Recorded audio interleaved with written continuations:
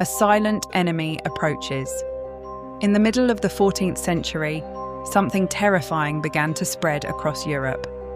It moved silently through trade routes, hidden inside ships, carts, and bustling marketplaces. Unlike armies or invading forces, this enemy had no banners and no warning. It arrived quietly, but its impact would be catastrophic.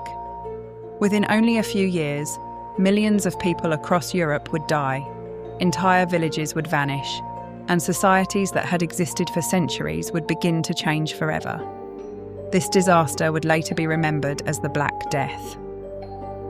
When the plague finally reached England in 1348, no one understood what was happening. People only knew that death had arrived suddenly and was spreading faster than anything they had ever seen before. Life in England. Before the plague. Before the Black Death struck, life in medieval England followed patterns that had remained largely unchanged for generations. Society was structured in a strict hierarchy. At the top were the king and powerful nobles who controlled vast areas of land. Beneath them were knights, clergy, merchants, and skilled craftsmen. However, the majority of the population consisted of peasants who worked tirelessly in the fields. These peasants lived in small rural villages where daily life revolved around farming, church gatherings, and seasonal labour. Their work was physically exhausting, but it was predictable. Families expected that their children would grow up and live much the same life as their parents. Few people travelled far from their homes, and most communities remained isolated from the wider world. It was a hard life, but it was stable. No one could have imagined that this fragile system was about to collapse in only a few short years. Where did the Black Death come from? Historians believe that the Black Death began far from Europe, likely somewhere in Central Asia. From there, the disease slowly travelled westward along the massive trade routes that connected Asia, the Middle East, and Europe. These routes were essential for transporting goods such as silk, spices, and precious metals. However, along with these goods came rats that carried fleas infected with a deadly bacterium known today as Yersinia pestis. As merchants moved from city to city, the disease quietly spread with them. When trading ships eventually arrived at European ports, infected rats disembarked and entered crowded cities where sanitation was poor and living conditions were cramped. These environments allowed the disease to spread extremely quickly. By the late 1340s, the plague had already devastated large areas of Europe. It was only a matter of time before it reached England.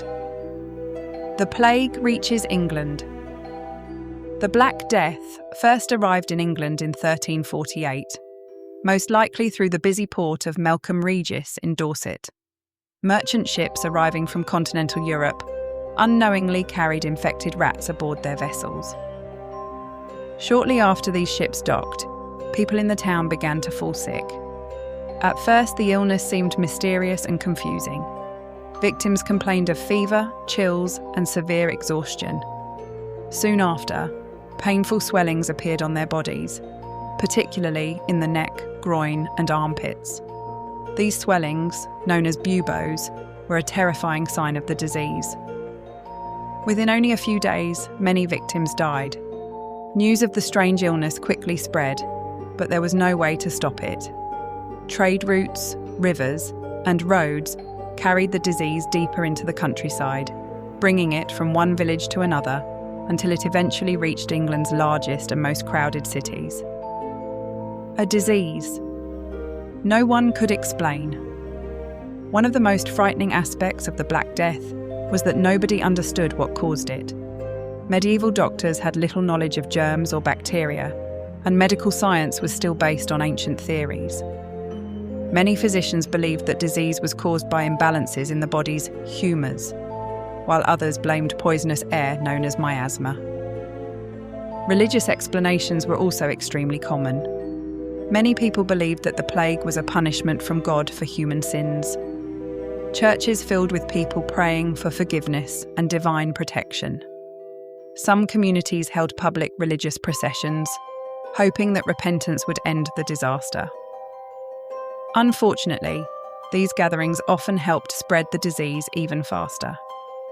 With no real understanding of how the plague worked, people were left feeling helpless as the illness continued to spread throughout the country. The horror of plague symptoms. The symptoms of the Black Death were horrifying and unlike anything most people had seen before. Victims usually began with a sudden fever, accompanied by severe fatigue and headaches. Within a short time, painful swellings called buboes developed in different parts of the body. These swellings could grow as large as eggs or even apples and were filled with infection. They were extremely painful and often turned dark in colour. Many victims also suffered internal bleeding that caused black or purple patches to appear on the skin. In some cases, the disease attacked the lungs, causing victims to cough violently and sometimes spit blood. This form of the plague spread even faster because it could pass directly from person to person through the air. Once symptoms appeared, the illness moved quickly. Many people died within only 3 to 5 days. Society begins to collapse. As the plague spread across England, the normal structures of society began to break down. Entire households could be wiped out within days. Farmers abandoned their fields because there were not enough healthy people left to work the land. Markets closed and many trade routes were disrupted. Even priests and doctors who were expected to care for the sick often became victims themselves. In some towns, the number of dead became so overwhelming that there were not enough people left to perform proper burials. Large mass graves were dug outside towns and villages, where bodies were placed quickly with little ceremony. Fear and confusion spread alongside the disease. People watched their neighbours die without understanding why it was happening or how to protect themselves. Daily life during the pandemic. For those who survived the initial waves of the plague, everyday life became almost surreal. Entire villages were left half empty, with abandoned homes slowly falling into ruin. Children were left orphaned, and many communities struggled to care for the survivors. Normal activities such as markets, religious gatherings, and celebrations disappeared almost overnight. Many people avoided contact with others out of fear of infection. Travellers were viewed with suspicion, and some towns attempted to close their gates to outsiders. Despite the danger, life could not simply stop. Crops still needed to be harvested, and animals still required care. Those who remained healthy were forced to take on more work than ever before. Survival often depended on maintaining some form of routine in a world that suddenly felt unpredictable and dangerous. A country forever changed. When the worst waves of the plague finally began to fade, England had changed dramatically. Historians estimate that between 1/3 and 1/2 of the country's population had died during the pandemic. This sudden loss of life created enormous economic and social consequences. With so many workers gone, surviving labourers suddenly found themselves in a position of greater importance. Landowners struggled to find enough people to work their fields. As a result, workers began to demand higher wages and better conditions. Many peasants moved to new villages where they could find more opportunities. For the first time in centuries, ordinary workers had the ability to negotiate their position in society. The balance of power between lords and peasants began to shift. The beginning of social change. The ruling classes were deeply concerned by these changes. For generations, the feudal system had kept peasants tied to the land, limiting their freedom and keeping wages low. After the plague, however, this system became much harder to maintain. Many landowners attempted to pass laws that prevented workers from demanding higher wages or leaving their villages. The English government introduced regulations designed to control labour and restore the old order. But these laws were extremely difficult to enforce. With so many workers dead, the remaining population held a new kind of power.